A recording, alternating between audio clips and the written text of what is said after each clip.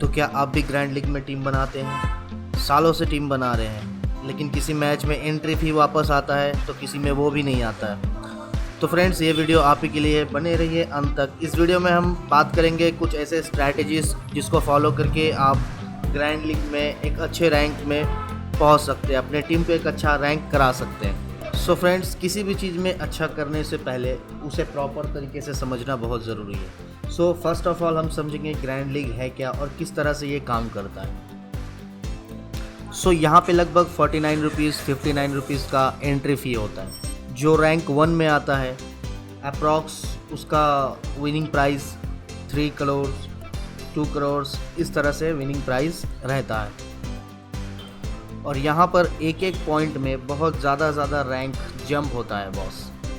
तो सबसे पहले हमारा फैंटेसी क्रिकेट का जो रूल्स होता है, यहाँ पे 22 प्लेयर्स होते हैं। 22 प्लेयर्स में आपको 11 को सिलेक्ट करना होता है और उसके ऊपर फिर हम लोग कैप्टन और वाइस कैप्टन को सिलेक्ट करते हैं। तो कुल मिलाकर ये जो कॉम्बिनेशंस बनता है ये अप्रॉक्स 7.5 करोड़ प्लस का कॉम्बिनेशंस बनता है। और अगर आप देखेंगे ड्रीम 11 पे या फिर माई 11 सर्कल पे, जो बड़े बड़े एप्लीकेशंस हैं जहाँ पे कॉम्पिटिशन्स बहुत ज़्यादा है, वहाँ पे अगर आप देखेंगे तो आपको मेगा लीग का, ग्रैंड लीग का जो स्पोर्ट्स मिलेंगे वो 1.5 करोड़ से लेकर 2 करोड़ के आसपास तक स्पोर्ट्स मिलेंगे। यानी इतने बंदे इतने टीम्स के साथ जो है वो ग्रैंड लीग ज्वाइन होता है। तो मैंने आपको बताया 7.5 करोड़ का कॉम्बिनेशंस, और यहाँ पे स्पोर्ट्स कितने हैं? 2 करोड़ के स्पोर्ट्स रहते हैं अप्रॉक्स। और अगर गेम जब ख़त्म होता है तो आप वहाँ पे देखेंगे ड्रीम टीम करके आता है ड्रीम 11 पर, यानी 22 में से जो 11 सबसे टॉप होगा उस 11 को वो ड्रीम टीम का टैग मिलता है। और उनमें से जो सबसे ज़्यादा होता है वो होता है captain, second one is vice captain. But ऐसा हर मैच में ज़रूरी नहीं होता है। अगर आप देखेंगे कि जो रैंक 1 आया है उसके में टॉप 11 के 11 ड्रीम टीम्स हो। कभी ऐसा होता है कि 9 ड्रीम टीम है उसके पास और वो रैंक 1 कर गया। कभी ऐसा होता है कि 10 ड्रीम टीम है उसके पास, वो रैंक 1 में आ गया।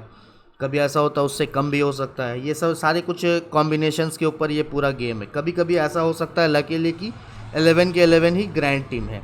अब ग्रैंड टीम अगर है भी तो उसके बाद क्या है कि कैप्टन और वाइस कैप्टन का सिलेक्शन ड्रीम टीम के अकॉर्डिंग है या नहीं है। अगर नहीं है तब भी आप रैंक 1 पे आ सकते हैं, क्योंकि यहाँ पे 7.5 करोड़ का कॉम्बिनेशंस में हो सकता है मे भी कि ये 2 करोड़ लोगों ने जो ज्वाइन किया है उनमें से कोई भी वो प्रॉपर सिलेक्शन नहीं कर पाया कि 11 के 11 ड्रीम टीम और कैप्टन और वाइस कैप्टन ड्रीम टीम के हिसाब से। तो उस केस में होता क्या है, जिसका रैंक इन 2 करोड़ लोगों में से सबसे बढ़िया है वो रैंक 1 पे आ जाता है। तो दोस्तों, आप यहाँ पे 2 नज़रिए से देख सकते हैं। एक हो गया कि विनिंग चांसेस आपका कितना है जीतने का, विनिंग रेशियो। अगर कंपटीशन के अकॉर्डिंग देखें तो 2 करोड़ लोगों का साथ आपका कंपटीशन है तो वहाँ पे विनिंग रेशियो बहुत कम है। जैसे लोग बोलते हैं ना ग्रैंड लीग जितना इतना इजी नहीं होता है, लक से जीत जाते हैं, बट ऐसा कुछ भी नहीं होता है। सिर्फ लक से अगर जीतना रहता तो कोई भी जीत सकता था। बट ग्रैंड लीग में रैंक कराने के लिए सिर्फ लक का ज़रूरत नहीं है, साथ में आपका स्किल का भी ज़रूरत पड़ता है। वो हम लोग आगे बात करेंगे। तो ये हो गया एक नज़रिया जहाँ पे विनिंग रेशियो बहुत कम है। अगर दूसरी तरफ से देखें तो 2 करोड़ लोगों ने टीम बनाया है। अब 2 करोड़ लोगों में से रेशियो ऐसा बनता है कि जो फेमस टीम, मतलब फेमस प्लेयर्स होते हैं, जो इन फॉर्म होते हैं, ज़्यादातर परसेंटेज लोगों ने उन्हें ही पिक किया होता है। तो जिस वक्त आप टीम बनाएंगे उस वक्त आप किसी भी ऐप में बनाएं, माई 11 सर्कल पे बनाएं या फिर ड्रीम 11 पे बनाएं, उस वक्त आपको वहाँ पे एक परसेंटेज का ऑप्शन शो हो जाता है, कितने परसेंट लोगों ने इन्हें पिक किया है, कितने परसेंट लोगों ने इन्हें जो है कैप्टन और वाइस कैप्टन सेलेक्ट किया है। सो फ्रेंड्स, ये हो गई फैंटेसी क्रिकेट और ग्रैंड लीग के बारे में कुछ बातें जो बहुत ज़रूरी है समझना। अब उसके बाद अब हम आते हैं कि टीम सेलेक्शन कैसे करना है, वाइस कैप्टन कैप्टन कैसे बनाना है। ये कुछ बातें मैं आपको बताऊंगा किस तरह से आप टीम सेलेक्ट कर सकते हैं। फ्रेंड्स, अब बात करते हैं टीम कैसे बनाना है। तो सबसे पहला आप ये देखिए किससे किससे मैच है, उन दोनों का पहले रिकॉर्ड चेक कीजिए, हेड टू हेड चेक कीजिए। उसके बाद कौन कौन सा प्लेयर इन फॉर्म है, ठीक है, जैसे मान के चलिए आज जब मैं वीडियो ये शूट कर रहा हूँ तो आज पंजाब और कोलकाता का गेम है। तो एज एग्जांपल, ठीक है, पंजाब के अगेंस्ट में कौन कौन सा प्लेयर अच्छे खेलते हैं, उसके अगेंस्ट में जो बॉलर्स है उनको कौन से प्लेयर अच्छे खेल पाएंगे, कौन से प्लेयर उस बॉलर को ज़्यादा फेस नहीं कर सकते। तो थोड़ा सा हिस्ट्री एक चेक करना भी ज़रूरी होता है, तो उसे आप चेक कर लीजिए। Second point, weather and pitch report, इसे आप खास करके चेक कीजिए कि पिच किस हिसाब का है, उसमें पेसर्स ज़्यादा अच्छे परफॉर्म करेंगे या फिर स्पिनर्स ज़्यादा अच्छे परफॉर्म करेंगे, इसको आप देख लीजिए। तो आपको लगता है जो जो प्लेयर्स आज खेलेंगे चलेंगे, जिन पर आपको ये डेटा देखकर जिन पर आपको ट्रस्ट होता है, उनको आप अपने टीम में पिक कर सकते हैं। और जिनसे आपको ज़्यादा उम्मीद है, जैसे कोई ऑलराउंडर है, जैसे केकेआर का गेम में देखिएगा ज़्यादातर लोग 60-70% ऑलमोस्ट लोग कैप्टन नारायण को बनाते हैं, सुनील नारायण को।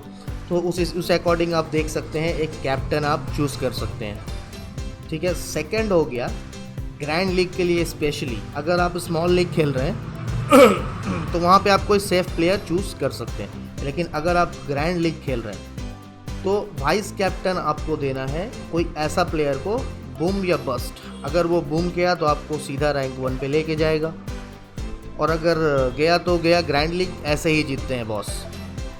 ग्रैंड लीग जीतने के लिए आपका प्लेयर थोड़ा सा अनकॉमन होना चाहिए, जो जिस दिन खेल गया उस दिन आपका रैंक 1 कोई आपसे छीन नहीं सकता। अब बात करते हैं कुछ कॉम्बिनेशंस के बारे में। जैसे कि कोलकाता पंजाब का गेम मैंने बताया, तो उसके अकॉर्डिंग आप पहले देखिए टॉस किसने जीता, जीत करके किसका पहले फास्ट जो है वो बैटिंग है और किसका फास्ट जो है वो फील्ड है। उसके अकॉर्डिंग आप पहला तो आपको 2-3-4 कॉम्बिनेशंस मिनिमम 2-3-4 कॉम्बिनेशंस आपको बनाना होता है ग्रैंड लीग में रैंक करने के लिए। क्योंकि आजकल मैं आपको बता दूं, देखिए ड्रीम 11, माई 11 सर्कल, ये सारा जो एप्लीकेशंस है ये अब इंडिविजुअल नहीं रहा, ये क्या है, ये एक बिजनेस बन चुका है, एक बिजनेस मॉडल बन चुका है। अब यहाँ पे जो हाई इन्वेस्टर्स हैं, ठीक है, वो पर डे का एक मैच में 1 लाख, 1.5 लाख, 2 लाख लेके बैठते हैं। अब यहाँ पे क्या है, पैन कार्ड से KYC होता है। अब आपके पास एक डिवाइस है, आपने एक पैन कार्ड से अपने पैन कार्ड से कर लिया। आपके पास एक और डिवाइस है, आपने अपने घर वालों के, भाई के, बहन के, मम्मी पापा के, किसी के भी पैन कार्ड से आपने उसे KYC वेरीफाइड करा लिया। ऑलमोस्ट सबके पास ही अभी बैंक अकाउंट होते हैं, तो आपने उसे वेरीफाइड करा लिया। अगर एक ग्रैंड टीम में आपको 20 टीम्स मिलते हैं, तो अब वो लोग क्या करते हैं, लगभग 7-8 डिवाइस से, 10 डिवाइस से 20-20 टीम करके अपने एक लंबा एक टीम का लिस्ट खड़ा कर लेते हैं। और उसमें क्या करते हैं ना, उसमें बहुत सारे कॉम्बिनेशंस होते हैं, जितने उनको पॉसिबिलिटीज़ लगते हैं डेटा के अकॉर्डिंग, ठीक है, जितने उनको पॉसिबिलिटीज़ लगते हैं उस हिसाब से वो अपने टीम को बना लेते हैं। लगभग 100 टीम्स 200 टीम्स अलग अलग डिवाइस से मिक्स करके। तो देखिए अभी YouTube पे बहुत सारा वीडियोस ऐसा आपको मिल जाएंगे कि जिसमें कुछ वीडियो में कोई बंदा बोल रहा है ड्रीम 11 स्कैम है, माई 11 सर्कल स्कैम है। इसमें होता क्या है कि मैं इतने सालों से खेल रहा हूँ, मैं नहीं जीत रहा, एक दिन एक बंदा न्यू ID बनाया, वो जीत गया। बट ऐसा कुछ भी नहीं होता है, ये सारा कुछ जो है ये ऑनेस्टली ही होता है अभी के अकॉर्डिंग। क्योंकि आप जब देखेंगे लीडर बोर्ड तो वहाँ पे डाउनलोड का भी ऑप्शन होता है, ठीक है।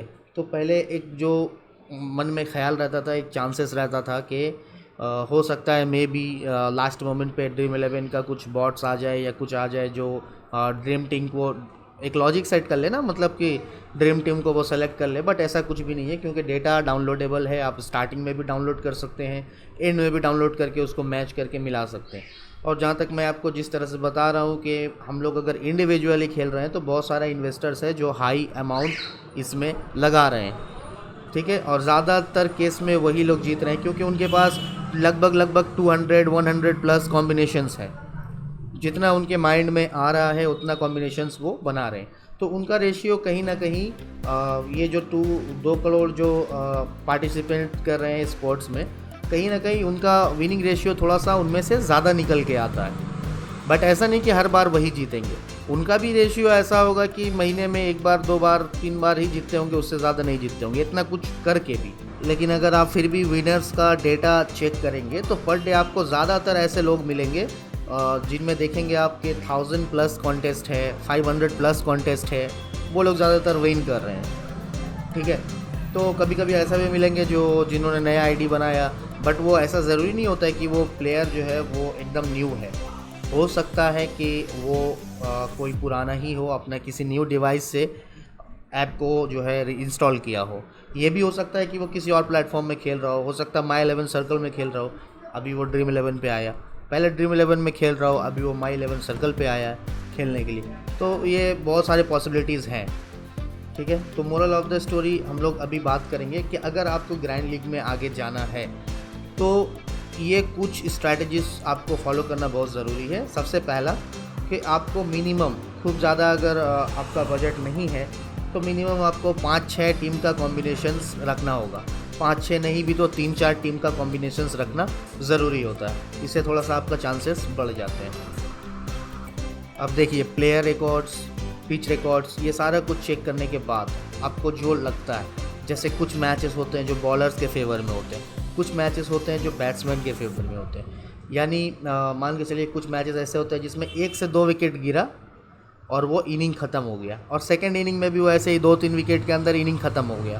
तो 100% वो मैच जो है वो बॉलर्स के फेवर में नहीं हुआ है, वो बैट्समैन के फेवर में हुआ है। तो उसके अकॉर्डिंग आपको टीम बनाना है। यानी मान के चलिए कि अगर बैट्समैन के फेवर में मैच होता है तो एक टीम आपको इस तरह से बनाना है कि उसमें ज़्यादा आपको बॉलर का सिलेक्शन नहीं करना है। उसमें स्टार्टिंग ऑर्डर का जो बैट्समैन है उनको आपको पिक करना है।